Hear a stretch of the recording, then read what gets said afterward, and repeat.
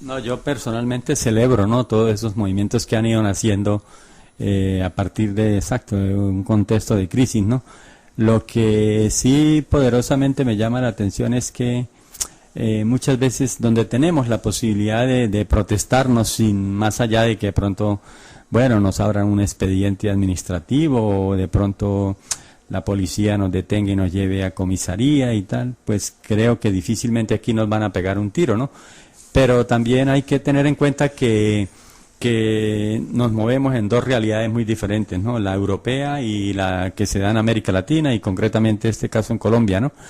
En Colombia, pues evidentemente llevamos 60 años de crisis, ¿no? Para hablar de la época moderna, por decirlo de una manera, ¿no? Y entonces en Colombia permanentemente ha sido necesario que vayan saliendo, se vayan fortaleciendo todos estos grupos y todos estos movimientos sociales como un mecanismo de presión y de lucha frente a todas estas agresiones que se han dado contra los movimientos campesinos, sociales e indígenas y de toda índole en Colombia, ¿no? Entonces para nosotros evidentemente pues no es nuevo, ¿no? Pero también, bueno, hay que reconocer que aquí en una época no muy lejana también habían movimientos, ¿no? Sindicales y de derechos humanos muy fuertes, ¿no? Y juventudes, ¿no? Que se enfrentaban, bueno, a la dictadura, al régimen, y que también tenían sus sacrificios, ¿no? O sea, que aquí lo que pasa es que, bueno, evidentemente después las cosas mejoraron aquí y para utilizar un término que se utiliza mucho aquí, pues la gente como que se acomodó y se apoltronó y se bajó la guardia, ¿no? Y el sistema no perdona, ¿no? El sistema lo que hace es eso, ¿no? Trabajar día a día y cada vez, pues, ir con el mazo dándonos encima a nosotros, ¿no? Y una vez no, coge a uno, una vez coge a otro. Y a España, pues, le tocó, o a Europa, desde el 2007 más o menos para acá, que se empezó la crisis, pues, a azotarla, ¿no? Entonces ha habido necesidad de que toda esta gente recuerde esos movimientos que habían en otros tiempos y los hayan revivido, ¿no? Y yo lo celebro, me parece estupendo, me parece fenomenal, pero bueno, como yo digo a veces, ¿no? La gracia no está en llegar, sino en mantenerse, ¿no? Entonces ahora hay que mirar cómo mantener estos movimientos, ¿no? Porque mantenerse es lo difícil, ¿no? Bueno, aquí también cabe hacer una diferencia, aunque no es el tema que queríamos abordar, simplemente era hacer un comentario, un paralelismo. Digamos que se le reclamaba a las generaciones nacidas desde los años, digamos, de los 80 para acá, que estaban bastante inmovilizados, bastante quietos en términos de lo que estaba sucediendo del país, de ver cómo se estaban precarizando sus derechos, sus requerimientos, sus necesidades, sus expectativas de vida, ¿no? Entonces, digamos, esta es una generación que viene de un grupo, digamos, esta generación viene de una serie de personas, los padres digamos, de los que llaman los ninis, que son aquí en toda Europa, la gente, digamos, que viene de los años 80 a los 90, viene de padres que salieron de la etapa postdictatorial. Entonces, que los padres estaban acostumbrados ya a unas circunstancias de vida un poco más cómodas. Entonces, estos chicos nacieron en un ambiente de mucha calidad de vida, con todos los recursos disponibles, y que ahora pues se han visto menguados, y que pues ellos están de manera justa y me parece que a tiempo de gestionar sus requerimientos y necesidades. Pero bueno, volviendo un poco al tema de Colombia, y retomando un poco el tema del conflicto armado con Jaime, me parece interesante algo que acotabas tú de la implicación que tiene para, digamos, de cara a la política internacional y de cara al tratamiento y a la protección civil, a la manera como se puede abordar el tema de los derechos humanos, el derecho internacional humanitario, cuando el término de verificación o denominación, digamos, oficial de la situación en Colombia, tratada como conflicto armado o no. Entonces tú acotabas algo muy interesante que me gustaría que los oyentes lo escuchasen, porque digamos que a partir de esto, digamos que las políticas internacionales tienen espacio digamos, y las entidades sociales, las ONGs tienen espacio y argumentos de acción o no. Efectivamente, ¿no? Y la misma población civil, ¿no? Bueno, hasta antes del año 2001, cuando pasaron esos desafortunados hechos de las Torres Gemelas, ¿no? En Estados Unidos, pues el trato que se le daba a la guerrilla era eso, ¿no? De grupos guerrilleros, grupos subversivos, ¿no? Y tenían un estatus, digamos, político, ¿no? Lo cual permitía que cualquier gobierno de cualquier país o cualquier ciudadano o la comunidad internacional pudiese hacer reuniones con la guerrilla para hacerles propuestas en vía de la solución del conflicto armado, ¿no? Aparte del 2001, pues la Unión Europea y Estados Unidos se meten en la lista de grupos terroristas junto con ETA y muchos más a los grupos guerrilleros en Colombia, ¿no? Al Ejército de Liberación Nacional y a las Fuerzas Armadas Revolucionarias de Colombia. Con lo cual, con esto cortan de raíz el posible apoyo o el posible a los procesos de paz en Colombia por parte de la comunidad internacional, ¿no? Porque es un delito reunirse con grupos terroristas y entonces pues ahí se corta mucho esa posibilidad de seguir con los procesos de paz en Colombia, ¿no? Entonces ya personas muy reconocidas a nivel mundial, ¿no? Como premios Nobel, como Pérez Esquivel y otros, incluso muchas personalidades españolas pudiesen seguir colaborando en Colombia con el proceso de paz, ¿no? Por el miedo de que se les calificara de colaboración con grupos terroristas y fueran a la cárcel. Entonces ahí cortaron todo el proceso y de ahí para acá lo que se empieza a librar en Colombia por los diferentes gobiernos es una lucha contra el terrorismo, ¿no? Contra los grupos terroristas. Entonces la respuesta ante la lucha con los grupos terroristas es militar. Entonces de ahí nacen pues programas como el Plan Patriota 1, el Plan Patriota 2, en fin, donde dinero que aporta Estados Unidos para la guerra en Colombia, ¿no?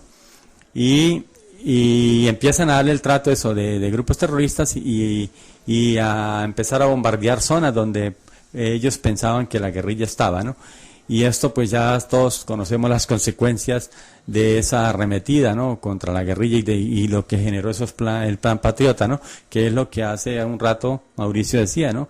El resultado de eso son 5 millones de colombianos y colombianas que están desplazados por estos bombardeos, ¿no? Y por este conflicto armado, ¿no? 5 millones de colombianos que, para el que no lo sabe, es vivir una tragedia impresionante, o sea, encontrarse con familias enteras durmiendo en las calles y sus hijas, sus hijos, pues mendigando o en la prostitución o en el narcotráfico o en el sicariato para poder vivir, ¿no? Entonces, el desplazamiento que ha generado este conflicto armado en Colombia a partir del 2001 ha sido nefasto, ha sido terrible, es una tragedia humanitaria de incalculables proporciones, ¿no? Que cualquier persona aquí de Mallorca ni siquiera tiene idea de lo que significa el desplazamiento en Colombia, ¿no? Entonces, al reconocer que en Colombia existe un conflicto armado es volver a darle, por decir de una manera, estatus de beligerancia a la guerrilla, ¿no? Porque cualquiera, la Cruz Roja o cualquier que haga un análisis sobre el conflicto armado en Colombia, verá que la guerrilla en Colombia tiene un mando, ¿no? Tiene una estructura militar, tiene una insignia, o sea, tiene todo lo que en el derecho internacional humanitario se exige para que se reconozcan como un grupo con estatus de beligerancia, ¿no? Tiene un mando en la guerrilla, por ejemplo, Alfonso Cano es el mando más alto, en el ELN, pues Nicolás Rodríguez, ¿no? Hacen acciones militares, como las que ha hecho la FARC o las que hace el ELN, ¿no? Enfrentamientos con la fuerza pública y tal. Entonces todo lleva para que se cataloguen como un conflicto armado y que es grupo beligerante. Reconociendo que hay un conflicto armado en Colombia, se aplica el derecho internacional humanitario y aplicando el derecho internacional humanitario, pues tanto el gobierno de Colombia como la comunidad internacional y las fuerzas en combate, en enfrentamiento, están obligadas a proteger la población civil, a respetarla. y a respetar todo lo que no esté catalogado como objetivo militar o que no haga parte del conflicto armado. Me explico: escuelas, hospitales, ambulancias, la población civil, los grupos indígenas, bueno, la no toma de rehenes, todo esto está protegido por el derecho internacional humanitario.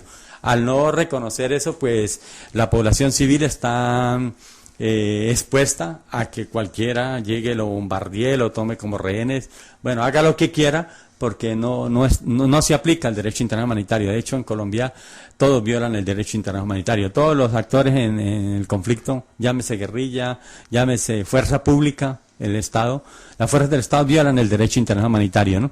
Entonces, la prueba fehaciente son los desplazados, ¿no? Claro. Además de los muertos, los desplazados.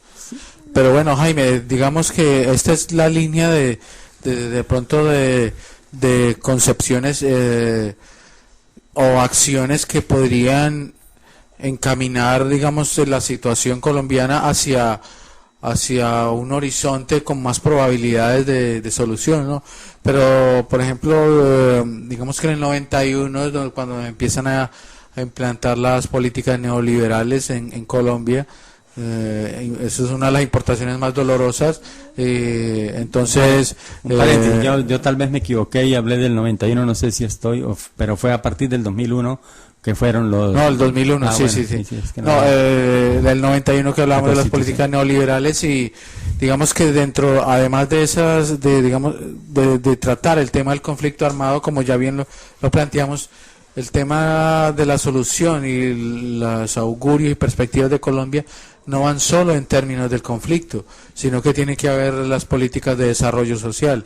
Y digamos que, volviendo a retomar el tema sobre el cual planteamos el programa, que es la actitud de Juan Manuel Santos, podríamos decir que las políticas neoliberales continúan siendo implementadas.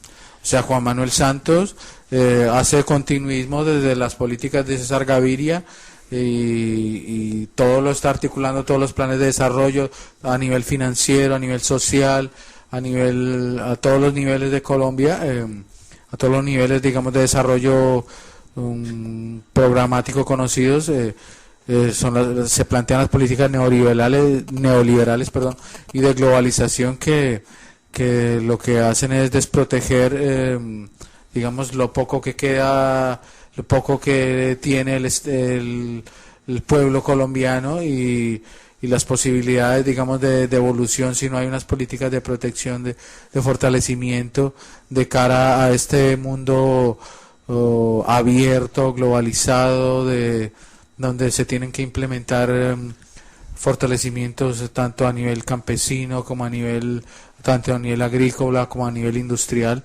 Pues el tema va a seguir igual de difícil y de complicado para la gente, ¿no?